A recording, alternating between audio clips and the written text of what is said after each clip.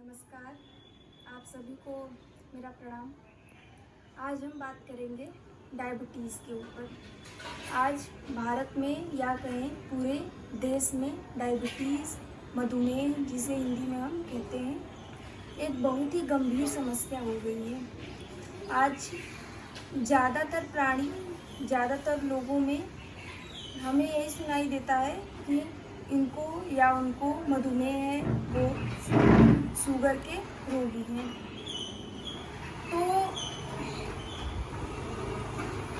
तो आज हम कुछ योगा का अभ्यास करेंगे जिसकी वजह मधुमेह के लिए, डायबिटीज़ के लिए। इसके योगा का अभ्यास करने से पहले मैं आपको कुछ मधुमेह के बारे में बता देती हूँ। डायबिटीज़ 3 प्रकार के होते हैं।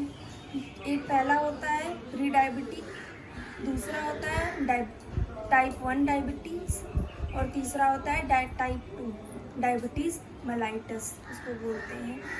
आपको चाहे जिस भी लेवल का, चाहे जिस भी प्रकार का डायबिटीज़ हो, ये जो योगा है, अगर आपको तीनों में से किसी भी प्रकार का डायबिटीज़ हो, मधुमेह हो, आप इस योगा का अभ्यास तीनों में कर सकते हैं। और ये जो योगा का अभ्यास है, जिनकी उम्र थोड़ी ज़्यादा है, जो पूर्ण रूप से आसनों का अभ्यास नहीं कर सकते या बहुत ज़्यादा सूर्य नमस्कार वगैरह का अभ्यास नहीं कर सकते, वो ये सारे योगा के अभ्यास उनके लिए है। क्योंकि अगर जब हम एक्सरसाइज और योगा करके, आसन वगैरह करके अपने बाहर की बच्चे तो ये सब सही कर सकते हैं, लेकिन जिनकी उम्र थोड़ी ज़्यादा है उनको डायबिटीज़ की, मधुमेह की परेशानी बहुत ज़्यादा है। परंतु कुछ अभ्यास योगा में बनाए गए हैं, जिनका अभ्यास करके वो लोग भी अपने योगा को जड़ से तो नहीं कह सकते, लेकिन कुछ क्योर जरूर कर सकते हैं। क्योंकि अगर आप कई महीनों तक अपने खाने पीने का ध्यान रखते हुए इस योगा का अभ्यास कर सकते हैं, तब जा कर के डायबिटीज़ पूर्ण रूप से ठीक होगा। लेकिन आपको ये जो योगा के अभ्यास है वो नियमित रूप से रेगुलर आपको रखना होगा। तो अब हम कुछ अभ्यास करेंगे। उसके पहले कुछ थोड़ा बहुत वार्म अप वगैरह कर लेते हैं, जिसकी वजह से आपके जो बॉडी का टेम्परेचर है थोड़ा ज़्यादा हो जाएगा, ब्लड का फ्लो रेगुलेशन जो है वो थोड़ा अच्छी तरीके से प्रभावित हो जाए, तब जा कर के हम आसनों का अभ्यास करेंगे। खड़े हो जाएंगे। अब हम गर्दन के अभ्यास में पूरे अपने गर्दन को गोल गोल घुमाने का अभ्यास करेंगे।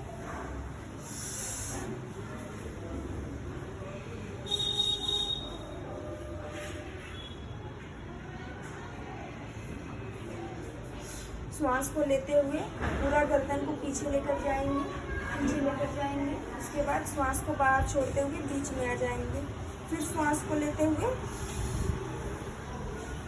गर्दन पूरा पीछे की तरफ घुमाएंगे। अब श्वास को बीच में छोड़ेंगे।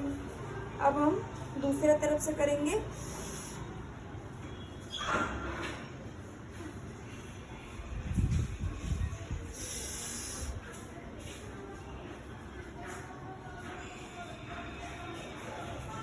इस क्रिया का अभ्यास भी आपको कम से कम 10 से 12 बार करना है। अब हम आ जाएंगे हाथों पर। अपना दाहिना हाथ बाएं हाथ की तरफ रखना है। अपने बाएं हाथ की मुट्ठी बनाएंगे इस प्रकार। अब हम अपने हाथों का अभ्यास करेंगे इस प्रकार।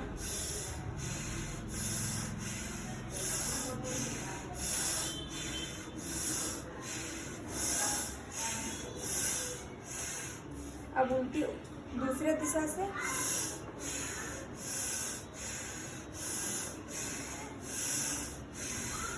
वापस आ जाएंगे।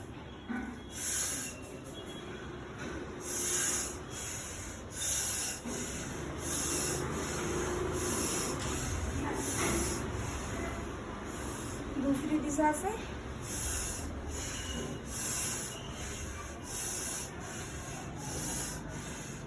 वापस आ जाएंगे। अब हम करेंगे अपने पूरे रीढ़ की हड्डी का अभ्यास। इस हाथों को, दोनों हाथों को इस प्रकार मिला लेंगे।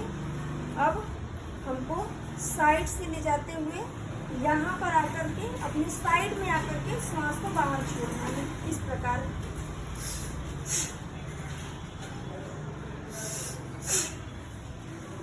गति का चुनाव आप अपने शरीर के अभ्यास अनुसार कर सकते हैं, इस प्रकार से कर सकते हैं।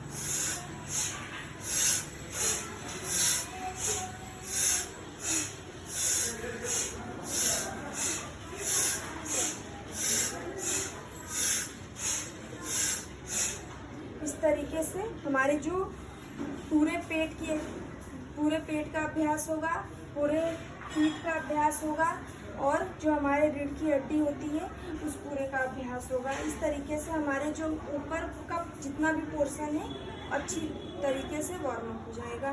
तो आपको इस गति का चुनाव इस तरीके से कर सकते हैं।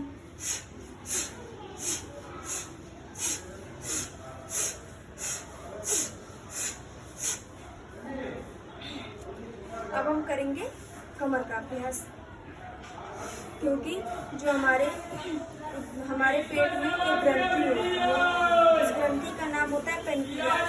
जब उस पेनक्रियाज में अब हम करेंगे अपने कमर का अभ्यास इस प्रकार। कमर का अभ्यास भी इस समय बहुत ज़्यादा ज़रूरी है, क्योंकि मोटापा भी एक बहुत बड़ा कारण होता है मधुमेह का। आजकल हम बहुत सारे जो काम होते हैं, आजकल जो जितने भी काम वगैरह हो गए हैं, ज़्यादातर काम अब बैठे बैठे होते हैं, तो उसकी वजह से जो हमारे कमर की, उदर की, इन सब चीज़ों की अच्छे से एक्सरसाइज नहीं हो पाती है। तो ये भी अपने आप में बहुत बड़ा रीज़न है एक मधुमेह का। तो हमें इस चीज़ पर ध्यान भी देना होता है योगा में, कि बाहरी अंगों के साथ साथ हमारे अंदर के अंगों की भी एक्सरसाइज या अभ्यास हो रहा है कि नहीं हो रहा है हमारे जो, क्योंकि मधुमेह में ज़्यादा ये होता है कि हमारे जो पेट में ग्रंथि होती है उसका नाम होता है पेनक्रियाज। पेनक्रियाज एक हार्मोन प्रोड्यूस करता है, इंसुलिन। बस पेनक्रियाज में ही कुछ गड़बड़ी, चाहे वो गड़बड़ी आपके रहन सहन से आई हो, चाहे भी जिस तरीके से किसी भी प्रकार की वजह से आई हो, खान पीन से आई हो, आपके काम की वजह से, अनबैलेंस्ड डाइट की वजह से आई हो, तो उसमें गड़बड़ी की वजह से ही हमें मधुमेह होता है। अब हम करेंगे एक ऐसा अभ्यास जो हमारे पूरे शरीर का है, ऊपर से लेकर के नीचे तक। पहले इस अभ्यास के लिए हमें क्या करना है, अपने दोनों हाथ की मुट्ठी बनाएंगे इस प्रकार, फिर हम सांस को भरते हुए नीचे जाएंगे इस प्रकार। सांस को जितनी देर रोक सकते हैं वहाँ पे रुकेंगे, फिर सांस को रोकते हुए ही वापस आएंगे, खड़े हो जाएंगे। अब दोनों अपने हाथ को घुमाएंगे, फिर यहाँ लाएंगे और तेज से सांस को बाहर निकालेंगे इस प्रकार। इससे क्या होगा, जो हमारे घुटने हैं, हमारी थाइज है, हमारे पेट है, हाथ है, सारे की एक्सरसाइज बहुत ही अच्छी तरीके से सुचारू रूप से होगी। इसको भी कम से कम आपको 10 से 12 बार करना है इस प्रकार।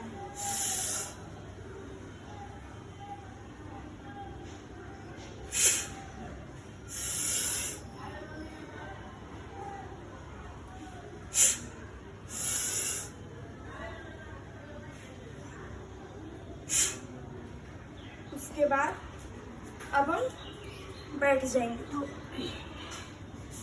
अब हम कुछ करेंगे बैठकर अभ्यास। अगर आप थक गए हो तो थोड़ी देर विश्राम भी कर सकते हैं, थोड़ी देर विश्राम, उसके बाद आप शुरुआत कर सकते हैं।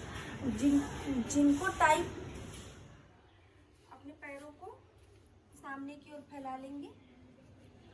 अब हम अपने पैर में थोड़ा सा फासला देंगे और हमें ट्विस्टिंग करनी है। ट्विस्टिंग जब हम करेंगे तो हमारे जो पूरे उदर की अभ्यास होगा, जो हमारा पेनक्रियाज है जो, तो वो इंसुलिन का अच्छे से प्रोडक्शन कर पाएगा, अच्छे से रेगुलेट कर पाएगा। तो इस योगा में ट्विस्टिंग भी बहुत ज़्यादा महत्वपूर्ण है, क्योंकि इस प्रकार करेंगे। अब हम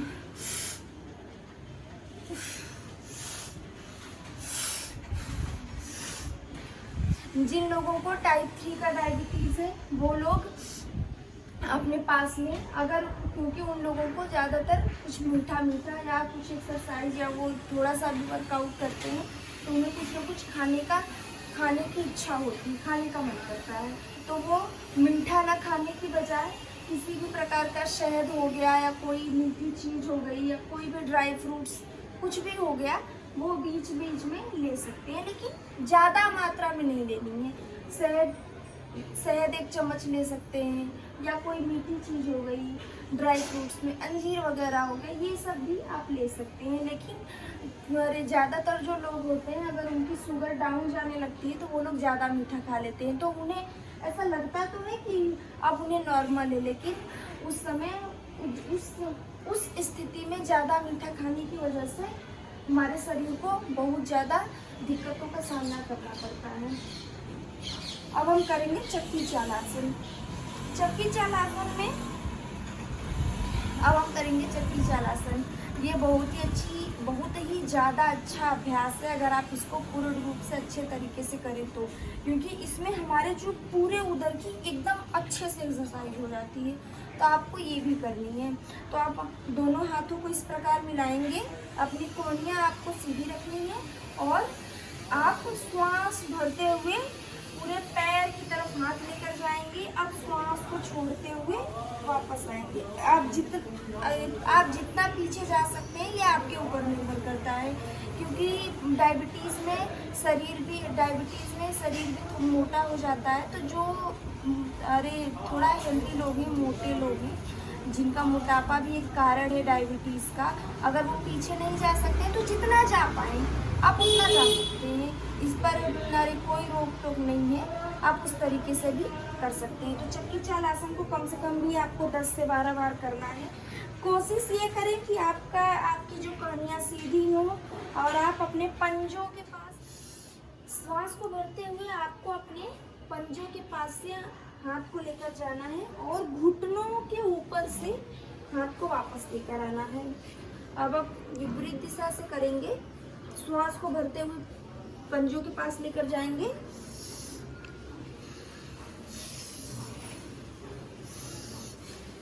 ये जो अभ्यास है, अगर किसी को भी पेट से संबंधित बीमारी है वो भी इसका अभ्यास कर सकते हैं, क्योंकि पेट की गड़बड़ी, इंडाइजेशन, अच्छे रूप से खाने का न पचना, ये सब भी एक कारण हो जाता है मधुमेह का। तो हम उसके लिए भी कर सकते हैं। ये आपके ऊपर निर्भर करता है। आप इसको कम से कम 5 मिनट तक करें, तब जा कर के आपके ऊपर थोड़ा सा असर हुआ, क्योंकि जो भी हम एक्सरसाइज वगैरह करते हैं वो हमारे बाहरी अंग को तो पोषण देता है, लेकिन हमारे जो अंदर के अंग जितने भी हमारी ग्रंथि होती है उन सबको भी पोषण देना, उनका भी अभ्यास बहुत जरूरी हो जाता है। तो इसके लिए भी ये सब जरूरी है। अगर आप थक गए हो तो आप थोड़ी देर बैठकर विश्राम भी कर सकते हैं। जितने भी डायबिटीज़ के पेशेंट हैं उन लोगों के लिए इतना अभ्यास, इतना वार्म अप काफ़ी है, इनफ है। अगर वो चाहें तो थोड़ी बहुत पुष्टि और कर सकते हैं। अपने पैर को इस तरीके से मोड़ सकते हैं। मोड़ने के बाद आप पीछे जा सकते हैं, पीछे देख सकते हैं। फिर आप एक पैर दूसरा खोलेंगे, दूसरे को मोड़ेंगे, एक हाथ अपना घुटने के पास रखेंगे और पीछे देखने की कोशिश करेंगे। अगर आप चाहें तो कर सकते हैं, क्योंकि अगर हम अपने उदर के अभ्यास, उदर में जितने अंग हैं हम उनका अभ्यास जितना से ज़्यादा हो सके उतना ज़्यादा करें, वो हमारे लिए और अच्छा है। क्योंकि वो अच्छा तो है, लेकिन जितने भी मधुमेह के रोगी होते हैं उनसे ज़्यादा हम वर्कआउट ज़्यादा अभ्यास करा भी नहीं सकते योगा में, क्योंकि जो उनकी शुगर होती है उसका जो लेवल होता है वो घटता और बढ़ता रहता है। तो हमारा आप सबसे ये निवेदन भी है कि आप अगर योग सुचारू रूप से अच्छे तरीके से सुबह आधा घंटा 40 मिनट कर रहे हैं। अगर उसकी वजह से आपके शुगर लेवल में कोई भी घटाव या बढ़ाव हो रहा है तो आप अपने डॉक्टर से सबसे पहले परामर्श लें कि क्या हो रहा है, उसमें दवाइयों का सुचारू रूप से सेवन करें तब जा करके। क्योंकि मैंने देखा है कि बहुत सारे ऐसे लोग होते हैं जो योगा का अभ्यास करते करते अगर 1-2 दिन में उन्हें रिजल्ट मिलने लगता है आहार के साथ साथ, तो वो दवा लेना बंद कर देते हैं। तो मेरा आप सबसे निवेदन है कि आप सबसे पहले दवा लेना बंद ना करें। अगर आपकी शुगर इतने अभ्यास से धीरे धीरे डाउन जा रही है तो आप सबसे पहले अपने डॉक्टर को दिखाएं, उससे परामर्श लें तब जाकर के करें। अब हम 2-3 प्राणायाम है, उस प्राणायाम का अभ्यास करेंगे। पहले प्राणायाम का नाम है भस्त्रिका। आप जैसे अगर हम अभ्यास कर लिए तो प्राणायाम का अभ्यास हमारे लिए कंपलसरी हो जाता है, बहुत ही ज़्यादा जरूरी है। क्योंकि जब हम प्राणायाम करते हैं तो जो हमारे अंदर की जितने भी ग्रंथि है, जितने भी ग्लैंड्स हैं, उनकी एक्सरसाइज होती है। हमारा जो अंदर से शरीर, हमारे सेल्स, टिश्यू, इन सब का अभ्यास होता है। हम जितनी भी एक्सरसाइज करें, हमारे जो बाहरी अंगों को तो पोषण मिल जाता है, लेकिन हमारी सेल्स, टिश्यू, इनको भी पोषण देना बहुत ज़्यादा इस समय ज़रूरी हो गया है। क्योंकि इस समय ज़्यादातर लोग सिर्फ बैठकर काम करते हैं, मोटापा हो गया है, और भी थायराइड है, हृदय से संबंधित बीमारी, तो ये सारी बीमारियाँ बहुत तेज़ी से बढ़ रही हैं। तो इसका अभ्यास भी आप अच्छे तरीके से करें। भस्त्रिका प्राणायाम का अभ्यास पहले देखेंगे किस प्रकार करना है। इस प्राणायाम में हमें लंबा गहरा श्वास लेना है पेट से।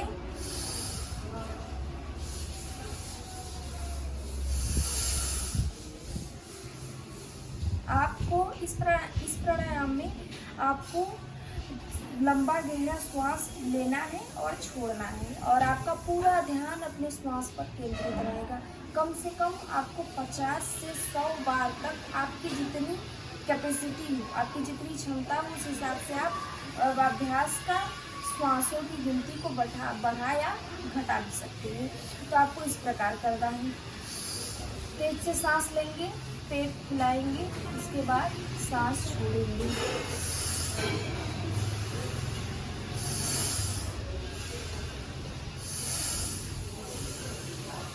अगर आपको समझ में ना आ रहा हो कि किस प्रकार करना है तो आप अपने उदर के ऊपर हाथ रखकर भी इस क्रिया का अभ्यास कर सकते हैं। जब अभ्यास सुचारू रूप से होने लगेगा तो आप अपना हाथ हटा भी सकते हैं, इस प्रकार भी कर सकते हैं।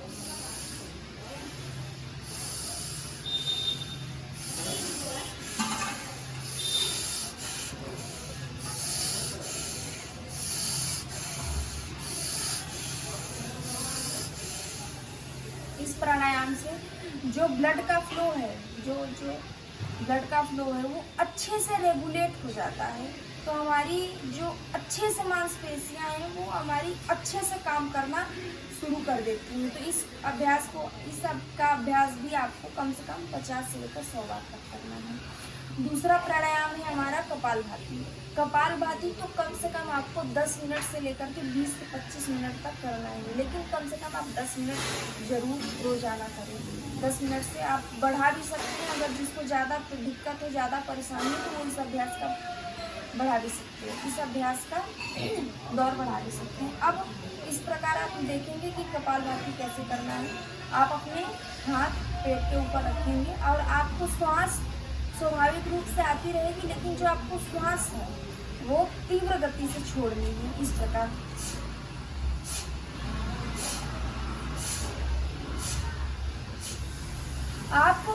अगर आपको समझने में या करने में कोई भी कठिनाई हो तो आप अपना सबसे पहले हाथ उदर के ऊपर रखेंगे और आप इस प्रकार देख सकते हैं कि आप जब श्वास छोड़ रहे हैं तो आपका जो उदर है वो अंदर की तरफ जाना चाहिए, वो भी बलपूर्वक। इस प्रकार कपालभाति बहुत ही अच्छी, इस प्रकार से कर सकते हैं, बहुत ही अच्छी प्रक्रिया है जो मधुमेह के लिए रामबाण का काम करती है। आप कम से कम 10 मिनट इसका अभ्यास 1 हफ्ते तक करें, आपको परिणाम बहुत ही जल्दी मिलेंगे। कम कम से कम आपको 10 से 15 मिनट इसका अभ्यास करना ही है। अगर आप परेशानी बहुत ज़्यादा है तो इस प्रकार करना है आपको।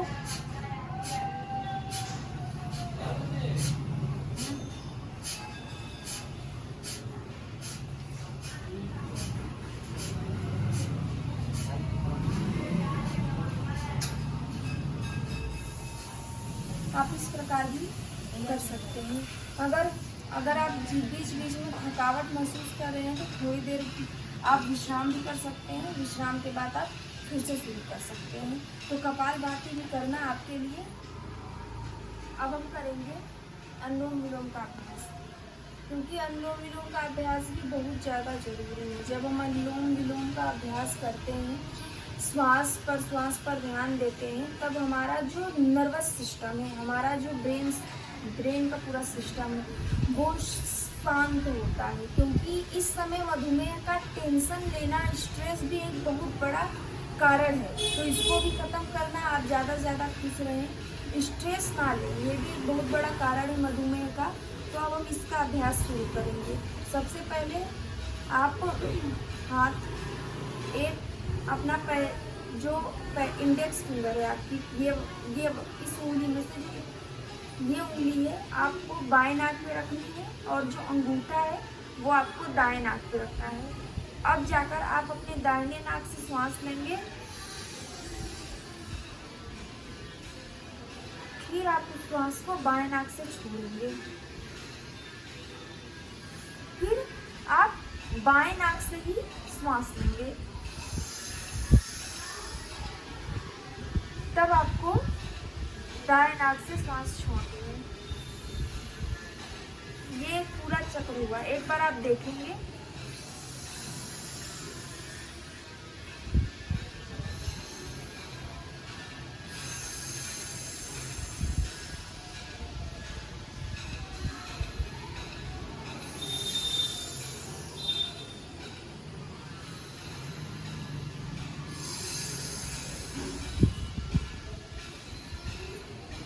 इसका अभ्यास भी आपको कम से कम 5 से 10 मिनट तक करना है। इस अभ्यास से आपका जो पूरा ब्रेन नर्वस सिस्टम है, ब्रेन का सिस्टम है, वो बिल्कुल शांत हो जाएगा। तब आप एक्सरसाइज, वार्म अप, प्राणायाम और इसके अभ्यास से आपके पूरे शरीर की फंक्शनिंग बिल्कुल अच्छे से होगी। तब आप योगा का अभ्यास, योगा का असर है, आप अच्छे तरीके से खुद के अंदर सीख पाएंगे। योग की बड़ी महिमा है, लेकिन आपको सबसे पहली बात ये होती है इसमें कि आपको विश्वास है या नहीं। अगर आपको विश्वास के साथ आप कोई भी कार्य करें तो पूर्ण रूप से पूरा होगा ही होगा। दूसरी बात होती है, योग में श्वास की गति पर ध्यान देना बहुत ही ज़्यादा जरूरी है। अगर आप श्वास की गति पर अपने ध्यान नहीं दे रहे हैं तो आप योग नहीं कर रहे हैं। क्योंकि श्वास प्रश्वास की हम जितनी सांस लेते हैं और जितनी सांस हम छोड़ रहे हैं उसके ऊपर ध्यान देना भी बहुत ज़्यादा जरूरी होता है। तभी हम पूर्ण रूप से योग करते हैं। अब हम ये आपको कुछ वार्म अप है और 3 प्राणायाम है। इसकी आपको डायबिटीज़ के लिए इतना काफ़ी है तो बहुत ज़्यादा, लेकिन जो उम्र के हिसाब से जो लोग बहुत ज़्यादा नहीं कर सकते, ज़्यादा योगा एक्सरसाइज नहीं कर सकते, उन लोगों के लिए बहुत ही ज़्यादा अच्छा है। और इसमें मैंने जितने भी वार्म अप के रूटीन हो गए, प्राणायाम हो गए, जितने बताए वो बिल्कुल रामबाण है। उस तरीके से आपको करना बहुत ही ज़्यादा अच्छा होगा, आपके लिए बहुत ही ज़्यादा लाभदायक होगा। अंत में मैं आपको कुछ टिप्स देना चाहूँगी, कुछ ज़रूरी नियम बताना चाहूँगी। क्योंकि अगर जब हम योग करते हैं तो खान और पान का भी ध्यान रखना बहुत ज़्यादा ज़रूरी होता है। तो जो योग करने के बाद जो योग के जितने भी पेशेंट होते हैं, जितने भी रोगी होते हैं, सबसे पहले ध्यान देना ये ज़रूरी है कि आप योग करते हैं तो तुरंत बाद कुछ ना खाएं। तो योग करने के तुरंत बाद कुछ खाना पीना बहुत ही ज़्यादा विनाशकारक हो जाता है, क्योंकि जो हमारे शरीर होता है, जो अंदर से सेल्स तक हमारे योग में सहायक होते हैं, सेल्स तक हमारा योग में काम करती हैं। तो अगर आप तुरंत खाने लगते हैं तो वो उल्टा असर करता है, वो आपके शरीर को, हेल्थ को खराब भी कर सकता है। तो योग करने की कम से कम 15 मिनट तक कुछ ना खाएं। 15 मिनट के बाद आप कुछ जूस वगैरह ले सकते हैं। जूस में आप मधुमेह के लिए अच्छा होता है, आप आंवले का जूस ले सकते हैं, आंवला का ले सकते हैं, करेले का जूस ले सकते हैं, एलोवेरा का जूस ले सकते हैं। इन तीनों का जूस बहुत ही ज़्यादा अच्छा होता है। 15 मिनट के बाद आप इन तीनों का जूस भी पी सकते हैं। मेरे पास जितने भी डायबिटीज़ के जो पेशेंट अभी तक जितने मिले, मैंने उन लोगों को यही चीज़ का सेवन करवाया और विश्वास कीजिए ये बहुत ही ज़्यादा लाभदायक है। अगर और आप कृपा करें तो चाय ना पिए, लेकिन अगर आप चाय पी रहे हैं तो इस तरीके से पिए जिसमें चाय ना पिए। कुछ आजकल जड़ी बूटियों जैसे मुलेठी, काली मिर्च, अदरक, लौंग, ये जो चीज़ें होती हैं इसको हल्के से उबाल के, चीनी ना लें, गुड़ हो सकता है तो ले सकते हैं। अगर आपके अंदर ये भी समस्या है कि आप ये सारी चीज़ें कहाँ से खरीदें या कहाँ से ला सकते हैं, तो मैं भारत की एक बहुत ही अच्छी कंपनी है ए शॉर्ट, बहुत ही ज़्यादा अच्छी कंपनी है। उसमें शुद्ध भारतीय और अच्छे सामान ही उसमें मिलते हैं, तो आप वहाँ से भी खरीद सकते हैं। वहाँ पे करेले का जूस, आंवले का जूस, ये सब भी आप लेकर के पी सकते हैं।